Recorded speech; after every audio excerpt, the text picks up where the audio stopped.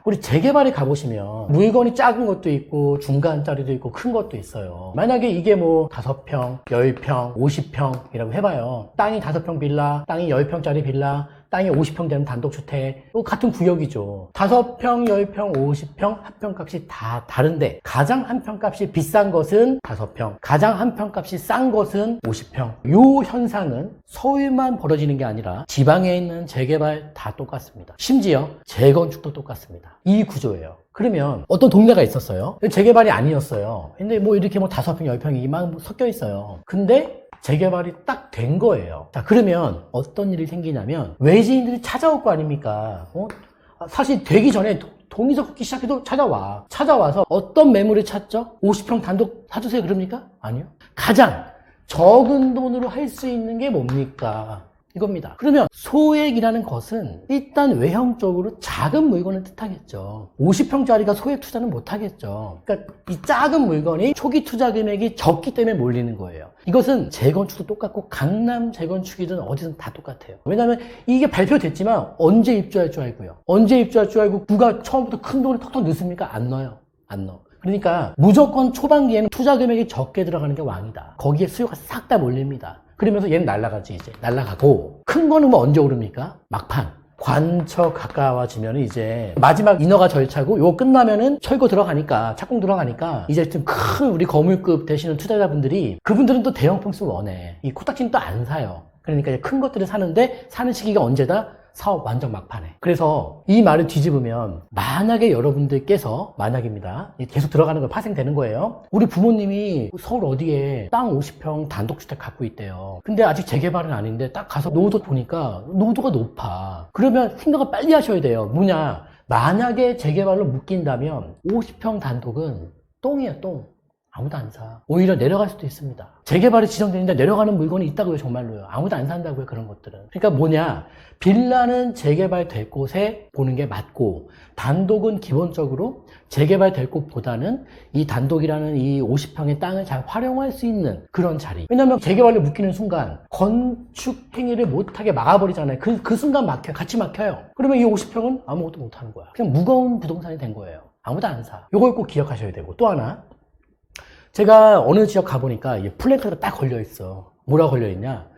감정평가 다시 해라. 이게 말이 되냐? 그러면서 뭐 설명도 써있어요. 빌라는 한 평에 뭐 예를 들면 5천 이렇게 해줬다, 평가해줬다면 단독은 평당 2천 얼마 해줬다. 이거 잘못됐다. 평가 다시 해라 써있어요. 근데 저는 그걸 딱 보는 순간 뭘 느꼈냐면 저게 뭐가 문제지? 라고 생각했어요. 왜냐면 원래 그래요. 아니 단독주택 한 평값의 시세도 그렇고 감정평가도 그렇고 빌라 5평짜리 감정평가도 그렇고 같은 단가로 평가 안 합니다. 안 해요.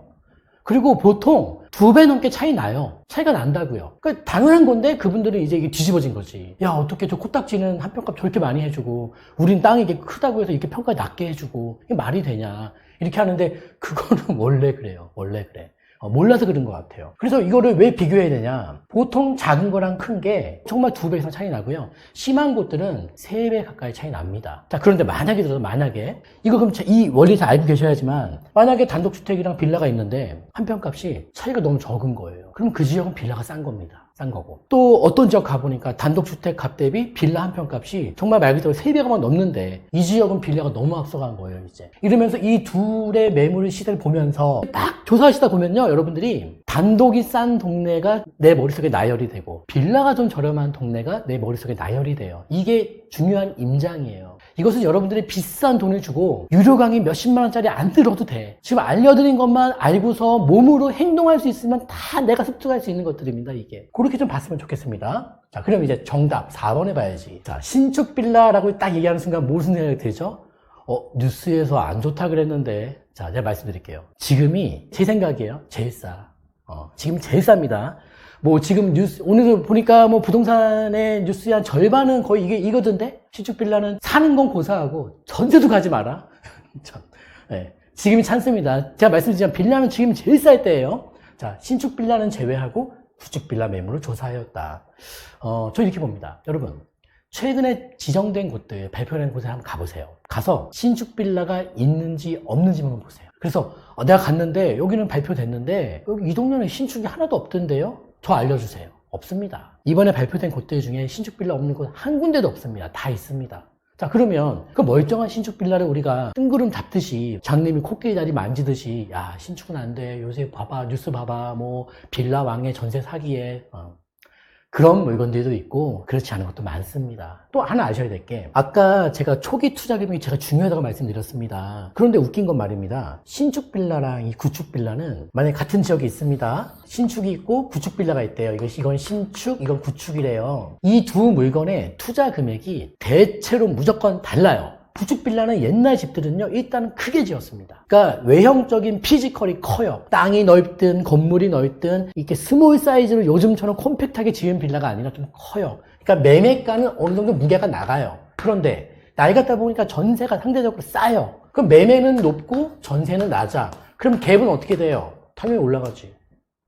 그래서 평균이에요. 지역마다 다른데 통상적으로 같은 지역에서 구축 빌라 살 돈이면 신축을 2개 삽니다. 그러면 지역을 분산시켜서 2개 살 수 있는 거예요. 그렇게. 저는 그 전략이 맞다고 보고 신축도 청산 대상에 들어가는지 안 들어가는지 기준들은 지금 뭐 인터넷에 많이 나와 있어요. 공부해 주시면 되는데 멀쩡한 신축까지 안 돼. 신축 안 돼. 이런 정말 좋은 물건들 다 놓치시는 분들 안타깝습니다.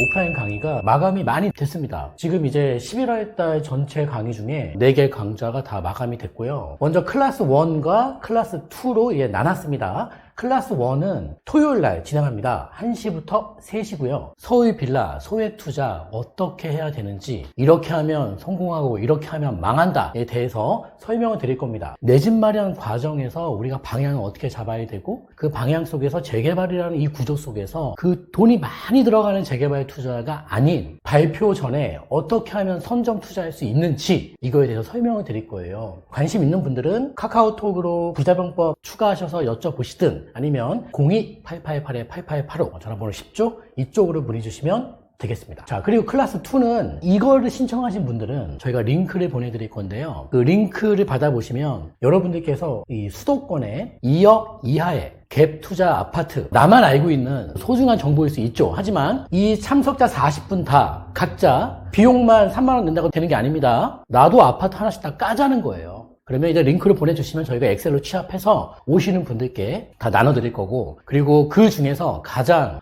도움이 됐다, 이 아파트 정말 좋다, 그분께 거금, 상금 30만 원을 제가 제 자비로 이렇게 드리기로 했으니까 이 참여하신 분들은 링크가 갈 겁니다. 그분들은 아까워하지 마세요. 나도 하나를 이제 공개하고 공유를 하고 39개 좋은 아파트를 또 알 수 있고 저도 하나 또 제공할 거니까 이 강의 중에 클래스 2는 아파트에 대한 이런 수도권 아파트에 대한 내용이고 클래스 1은 이제 빌라인데 이렇게 좀 이해하시면 좋겠습니다.